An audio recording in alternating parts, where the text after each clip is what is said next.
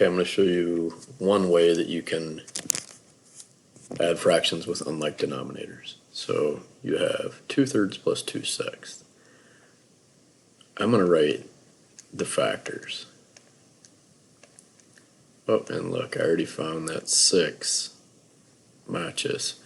So what I have to do then is I have to find my equivalent fraction that has 6 as a denominator.